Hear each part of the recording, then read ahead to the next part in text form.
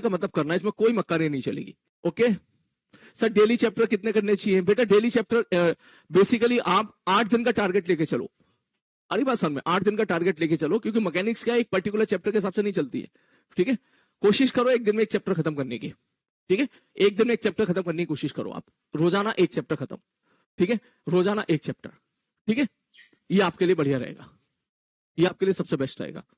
सब mind map से revision कर सकते हैं कि हम कर सकते हैं बेटा, मैं प्रोवाइड करा रहा हूं ना, उसके लिए बिल्कुल कर सकते हैं, मैं प्रोवाइड करा रहा हूं आपको।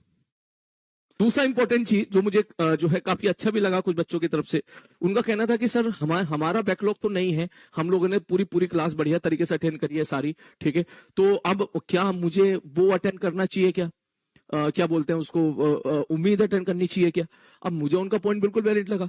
भाई आपने पूरे साल मेहनत करी, आपने प्रॉपर नोट्स बनाए हैं, ठीक है, तो फिर आप जो है फिर आप 7 घंटे उम्मीद में, तो ठीक है, तो 7 घंटा रोजाना उम्मीद में देना, 6 घंटा रोजाना उम्मीद में देना एक बहुत ही टाइम टेकिंग टास्क हो जाएगा आप लोगों के लिए, मैं मानता हूँ उस चीज को।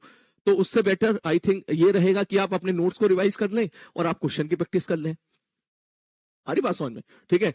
तो ये डिसीजन मैं आपके ऊपर छोड़ता हूं कि क्योंकि हर चैप्टर सारे बच्चों का जो है स्ट्रॉन्ग नहीं होता है। कभी कभी ऐसा होता है किसी बच्चे का सर्कुलर मोशन वीक है, तो भाई उसको सर्कुलर मोशन का जो है ना उम्मीद अटेंड करनी पड़ेगी। किसी बच्चे का मान के चल न्यूटन ऑफ मोशन वीक है, तो न्यूटन ऑफ मोशन, तो वो मैं आपके ऊपर छोड़ता हूं क्योंकि आप अपनी कमजोरी जानते हो।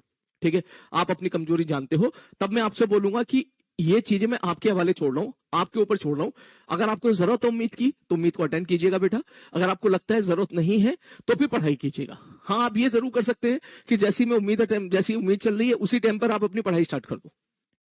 आप ये जरूर कर सकते हो, ठीक है, कि लैपटॉप लेके बैठो, उसको म्यूट कर दो, आवाज को म्यूट कर दो, ठीक है, और मेरे साथ ही बैठ के पढ़ाई करो। आप ये कर सकते हो।